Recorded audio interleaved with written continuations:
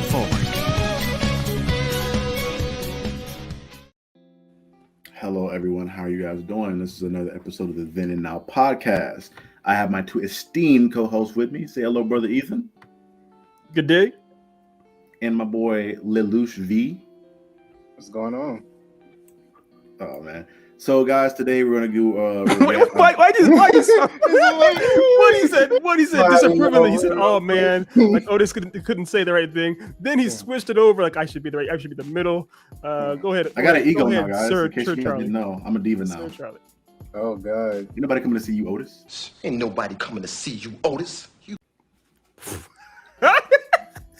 All right, get your own stream. We're here to talk about the new the Book of Boba Fett trailer. Obviously, I was very excited near the conclusion of The Mandalorian about this potential project. So now we got some views on it now. So we'll get into our thoughts on the reaction for it. When does this drop again? I am not a bounty hunter.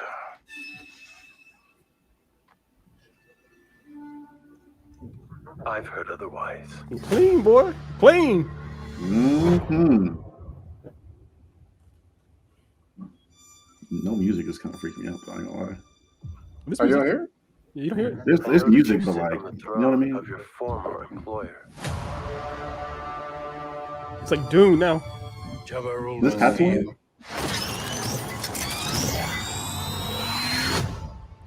Hey, it's me now win. I love her, bro. It's your waifu.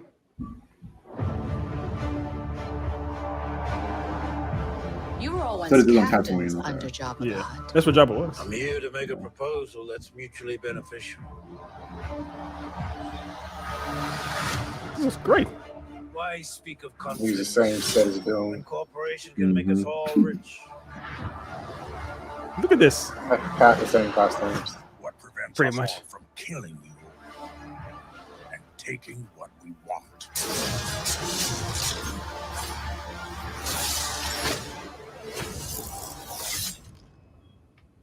If you had spoken such insolence to Jabba, he'd have fed you to his menagerie. Please. Speak freely. I like that. Yeah. I feel like they wanted Batista to play Boba, but they couldn't get him. Oh man. No. You can't tell me he don't look like Mini Batista. He does. But you can't tell me that Batista can act as well as that dude. Have you seen him in He some been stuff? kinda doing this. He He's been been doing his thing. He's got that show on Apple TV called C, where he was the villain to Jason Momoa. It was solid. Yeah. It was good. He Batista can act some. I'm not gonna say he can't act at all, but he's not. I wouldn't put him in the pantheon of like fantastic actors. Oh no. But he's. I put him in a pantheon of actors that can sell views, I guess, bring Not Sure. terrible. Sure. So and sell tough guy. It's like a tough Vin guy. Diesel. Like Right. Vin Yeah, Diesel like can a- act. We know that. Jeffrey's gonna come after you for a fact. And that. The person he was in the Chronicles of Riddick and $1 Million Man. What was that? Why would you? Okay. We need to have a Right. mandate that says He's been the Vin same Diesel person. He's been the cannot same be- person. We can't bring up Vin Diesel every reaction video we do or every episode of every show. We can't do it. We can't bring up Vin Diesel anymore. It has to stop. Oh, man. But I agree with everything you just said. I am Groot. There you go. Oh my god. So guys, getting into the thoughts on the trailer. All right, the trailer. Yeah, Right, the we trailer. did watch the trailer, didn't we? The trailer. Otis, what were your initial thoughts on it? It was pretty dope. I'm looking forward to it. Like, honestly, as soon as the first tone of music hit, I was like, so when does this drop? Yep. Yeah. Yep. Same. If they bring even a modicum of the energy they brought into, the Mandalorian series, like, I'm already in. Like, just give me more. Like, I'm a big fan of Star Wars non-movie content, so give me more Star Wars non-movie content. Same. The thing is, O and I were pretty much on the exact same page. As soon as that music note dropped, I was like, okay, I'm here. Because for me, I think for both of y'all too, the music has to work in the trailer for me to really be sold on it. Doesn't matter how great the visuals are, or how great the acting is. In the trailer, it's the overall package, and the music is kind of what pushes it over the top. And for this, the music was like perfect. It set the tone essentially. I took it very seriously. Right. I'm not gonna get into it. I'm not gonna go full down this road, but the Cowboy Bebop trailers haven't quite worked. Oh. I know. We can't get into another tangent. We can't do that. I know we're not gonna do that. I know we're not gonna do it. I promise. I promise, Charlie. You're very, very handsome. I promise. But the real quick is just that the trying to find the right tone that works to establish what's going on here is crucial. And with this trailer, they did that. It seemed very much like you're in a world of outlaws and nasty dudes, lawful neutrals, otherwise chaotic neutrals on the D&D chart at best. It's a no holds barred kind of a thing, and it just looks great overall. I have similar sentiments to both of you guys. I believe that I was already hyped for this, like at the end of The Mandalorian, so I really didn't even need this trailer. If they would have just dropped a picture saying this is dropping, I would have watched it regardless. Yeah. But seeing just dropped the date, I was gonna watch it. Right. Yeah, we were gonna watch it. Yeah. Seeing like a resemblance to the plot line as far as just Boba rising through the underworld, I think outside of the Jedi and Sith thing, I think the underworld of planets has always been a captivating storyline and a lot of stuff. Agreed. Even in the Clone Wars with like stuff with Cad Bane and all that good stuff when him going through the underworld, people watch that. It's great content. Even more so with Filoni and Favreau writing and stuff. I mean, it's crime TV in space, like crime TV, like sales. We know that. Yeah. With the character that's been a fan favorite since the original trilogy. Right. And the fact they were able to like reinvent him, because before he didn't really say anything in the original trilogy. He did not. So they were able to like reinvent this character and make him even more interesting. So I was they found a way in Mandalorian to actually, they did a rare feat of actually expanding on his mythos and making his mythos work, combining his lore from the Clone Wars TV show, the animated series, and with the mythos he actually had developed in the Mandalorian TV show. But people are actually in favor of it, want to see more of it, as opposed to oftentimes it happens, like, for example, James Howlett as Wolverine or whatnot. When you try to go too far into the history of characters that were more mysterious, it doesn't work. With this one, they actually made it work. So people were already in favor of it. When it said Book of Fett coming, whatever it was, at the end of season 2 of Mandalorian, people were already like, I want to see it, as opposed to like, oh my gosh, we're eye rolling. So yeah, they've created they made all these characters fan favorites. They have. Boba. I can't remember her name. I'm not even gonna pronounce her name. Oh, I'll look at her as my wife. Yeah. I look at her as wifey from Agents of S.H.I.E.L.D. That's when I fell in love with her. Oh right, she wasn't. Yeah, there. She wasn't that, but she, Melinda May. I mean, she got me all the way back when she did the voice for Mulan. I forgot about her. Yes, she was awesome. So here's the thing too. Even as bad as I'm not sure if y'all have seen it recently, but she's Chun-Li in Street Fighter 2, the anime, or Street Fighter the motion picture. The anime, the live action one. The John Claude Van Damme joint. She's Chun-Li. No, but I know. Here's the thing. She's so awesome that it doesn't take away from her at all. I still love her. So I'm on board. That's tough. Yeah. So tough. Yeah. The point being that they have great characters that people enjoy. Quick question. I guess we'll start with Ethan this time. What do you want to see out of this season more? Like, what do you look to see out of this season? What do you expect out of this season? What I hope to see is, which the trailer kind of teased, it's not a quick, easy road. It's not like Boba and I forgot what the character's name is. What's the character's name, Otis? I don't know her name in the show. I can't remember her character's name. I'm gonna Google it. Go ahead. I'll let you. I'll look it up. But I hope it seems like it's teasing the idea that they have to work for their cred. They're not just like, oh, it's Boba Fett and an old girl. They have to establish themselves in the underworld. They have to earn that respect. I love the idea of seeing them. It's like the earlier seasons of Breaking Bad, where you had to see them how Walt ascends to the throne. I want to see that. I may look forward to that. Yeah, that's what this is. This is Breaking Bad in space. This is Power in space, Snowfall in space. Snowfall, that's what it is. Yeah, Her name is Fennec Shand. Fennec Shand. Fennec Shand. Okay, Fennec Shand. Yeah, because she also showed up in what was it? Because she was animated somewhere. Was it? It was a Bad Batch. She's a Bad Batch. Yes. So she became become a fan favorite too. Yeah. Right.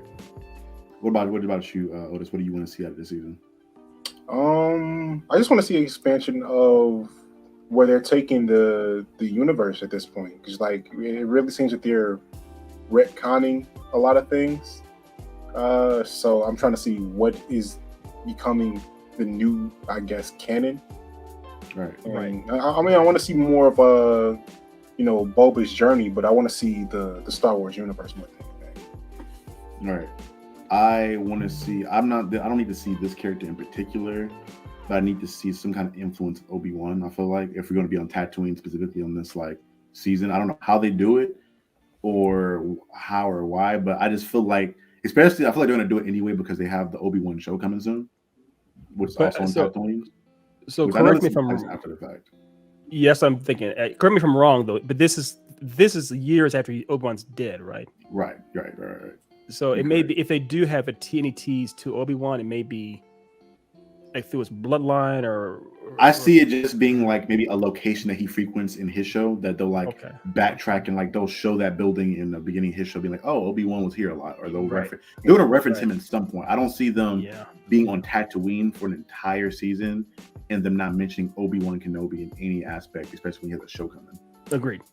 I mean, what they are doing really well already, they've established a Star Wars television universe with Mandalorian, which spun off into Boba Fett successfully, it seems like. And they're doing another kind of, it's almost like a Suicide Squad of other troops that like with Bill Burr and Gina Carano's coming back and other people that Mandalorian knew that they have their own show Carano's too. coming back? Yeah, you didn't hear about that. She's coming back. So they're already doing a official shared universe in the TV world of Star Wars. All right. Well, I'm excited for this. I love the characters. I love Tatooine in general. Tatooine is probably one of my favorite planets in the Star Wars mythos. Because all the cool shit happens there, in my opinion. Yeah, it's weird because it is very much sandy ass desert, but so much interesting stuff does happen, especially in the Civil War too. Yeah, it's like all the best fights, all the best introductions. Drugs. Right. You think about it, like, dude, the Duel of Fates, like the Maul and Qui-Gon fight happened. Tatooine. Was that Tatooine? They were on Tatooine. That was Tatooine. That was a Tatooine. That was on Naboo. Oh, I'm thinking about that was like that because I met Maul in the desert with that first fight. And they meet him in the desert, but like the actual real fight is on Naboo. Right, because they pick up Anakin, and then once they grab Anakin, Darth Maul's right after them. That's on Tatooine. And then later on, or did they have I thought they had an altercation the first time on Tatooine. They did. It was Qui-Gon versus Darth Maul when they were rescuing Anakin from that planet. Basically, that did happen. But that's the Duel of Fates epic battle is on Naboo. Even there, I know like the death of Maul was on Tatooine later on, and like the end of Clone Wars, Han Solo, all the dope stuff happened on Tatooine for whatever reason. So yeah, I'm excited. You guys have any closing remarks? No? Okay. Then. I That's the first. That's the first. I do have a closing remark. Go ahead and roll the either or. Roll it right quick. Okie dokie. 1 second. We're gonna keep it short and sweet. Either you are on Tatooine, or you are on what's that planet called in Dune? Choose. That was called not Iraq. It was like Arrakis. Something like that. I think it's close to Arrakis. Right? If it's really Arrakis, that's kind of fun. Yeah. I think it's pretty close to that. Arrakis, yeah. You there, Arrakis? Because there's a lot of slaving going on Tatooine, and like a lot of slaving. Yeah, it's a lot of slavery. It's like encouraged. If you're not a slaver, you're a slave. So it's like, yeah, I don't really want to be either one of those. The only reason I would say Tatooine is that I feel like I have at least being in the wilderness, I feel like I have a better chance fighting a sand person or a Tusken Raider versus fighting a gigantic worm that can just eat me whole. That I'm not outrunning. I mean, the worms like they people. I'm just ride with them. It's like, oh, you cool? We cool. Let's go. Ride me. I'm like a horse with the wide teeth. What was the Sarlacc pits? So the Sarlacc pits, I know in the original lore, the Sarlacc pits were just pits. They couldn't move really. I think they had it in the revised George Lucas-esque versions where it's like they could reach out and stuff and do more things. They were a little more amorous. So I think it seems like the sandworms in Dune are still more dangerous than Sarlacc pits in Star Wars. I think. Right. Well, yeah, because they can move and chase you. Like you can't outrun. Right. And it's the thing that kills me is that like there was no hill when they were running 9 times out of 10. They were just running on bare like level playing field. Yeah. And they still couldn't outrun that thing. Yeah. I'm like, yeah, bro, that's a wrap. I'm a fast dude, but I'm not outrunning that worm moving that fast. I mean, nothing. A car wasn't gonna outrun that thing. No. That thing was. I mean, it's bigger than a bus. It's bigger than it's bigger than a train. So it'll catch up to wherever you are. I guess you can see it.